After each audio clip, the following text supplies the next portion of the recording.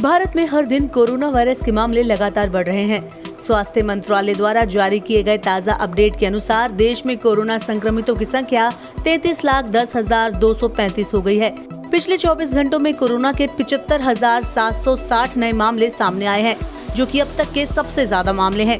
इस दौरान देश में 1023 कोरोना संक्रमितों की 24 घंटे में मौत हुई है, जिसके बाद कुल मौतों का आंकड़ा 60,472 हो गया है। वहीं राहत की बात यह है कि ठीक होने वाले मरीजों का आंकड़ा 25,23,772 हो गया है, जिसके साथ ही रिकवरी रेट भी बढ़ा है। रिकवरी रेट 76.24% हो गया है। वहीं पॉजिटिविटी रेट 8.19% पर है। इसी के साथ टेस्टिंग में भी तेजी देखने को मिली है। 26 अगस्त को ICMR ने 9,24,998 कोरोना सैंपल टेस्ट किए हैं। वहीं अब तक कुल 3,75,76,510 सैंपल्स टेस्ट किए जा चुके हैं। इसके अलावा महाराष्ट्र कोरोना से सबसे ज्यादा प्रभावित राज्य है, जहां बुधवार को सबसे ज्यादा 14,888 नए केस दर्ज किए गए, जिसके बाद कुल संक्रमितों का आंकड़ा 7,18,711 हो गया। वहीं 5,22,427 लोग इस बीमारी से ठीक हुए हैं। साथ ही 1,72,873 एक्टिव केसेस हैं। इसके अलावा महाराष्ट्र के ठाणे में जहां शुरुआत में कोविड-19 के कम मामले देखने को मिले, वहां 1,326 नए केस आने के बाद कुल संक्रमितों की संख्या 1,26,042 दर्ज की गई है। जबकि कर्नाटक, उत्तर प्रदेश, तमिलनाडु, आंध्र प्रदेश और दिल्ली में भी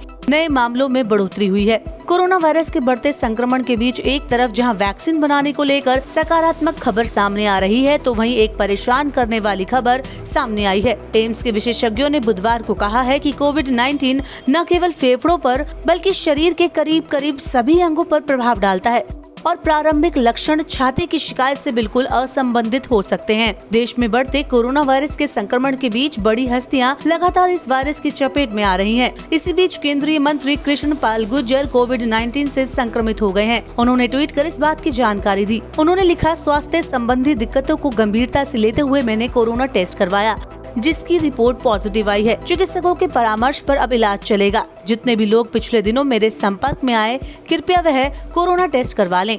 वहीं यूपी के कैबिनेट मंत्री भी कोरोना से संक्रमित पाए गए हैं। यूपी के कैबिनेट मंत्री सिद्धार्थ नाथ सिंह ने अपने ट्विटर हैंडल से इस बात की जानकारी दी। उन्होंने ट्वीट कर अपने पॉजिटिव होने की बात कही, साथ ही लोगों से बचाव व सावधानी बरतने की भी अपील की। कोरोना महामारी से जंग के बीच देश के कई वैज्ञानिकों को दवा और वैक्सीन तैयार करने में कामयाबी मिल रही है। भारत में भी 3 वैक्सीन पर ट्रायल चल रहा है। इसी बीच भारतीय company serum institute of India द्वारा निर्मित ऑक्सफोर्ड वैक्सीन कोविशील्ड का पुणे के मेडिकल कॉलेज और हॉस्पिटल में फेज 2 ह्यूमन ट्रायल किया गया, जिसमें टीके का पहला शॉट 32 वर्षीय एवं 48 वर्ष के 2 व्यक्तियों को बुधवार को लगाया गया और नतीजे सकारात्मक पाए गए हैं। इन दोनों में ही अभी तक कोई साइड इफेक्ट नहीं पाया गया है और अब इस वैक्सीन का जल्द ही फेज 3 का ट्रायल होने की उम्मीद है।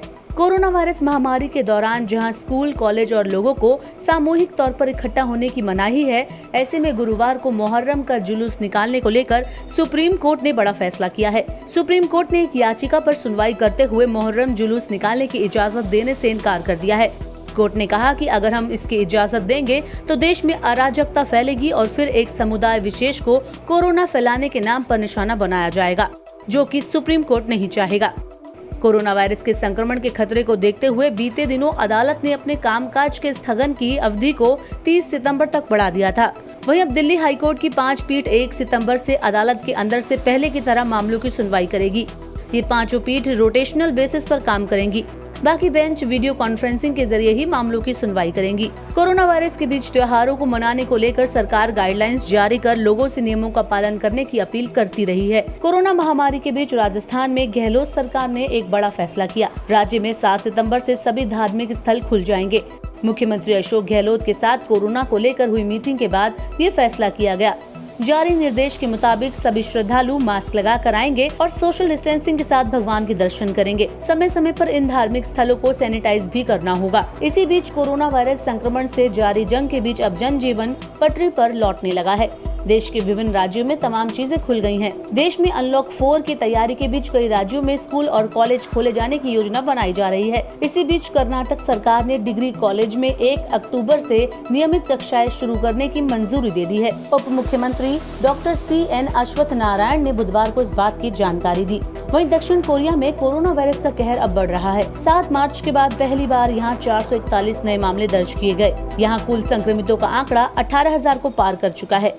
वहीं मौतों का आंकड़ा 313 तक पहुंच गया है। दक्षिण कोरिया में एक समय पर कोरोना पर काबू पा लिया गया था और लोग सामान्य जनजीवन जीने लगे थे, लेकिन ऐसे में यहाँ दोबारा नए मामले सामने आना WHO द्वारा दी गई कोरोना की दूसरी लहर की चेतावनी को साबित करता है। वहीं कोरोना वायरस के ग्लोबल संकट की बात करें तो कोरोना वायरस से पूरे विश्व में 2,42,03,815 लोग संक्रमित हो चुके हैं।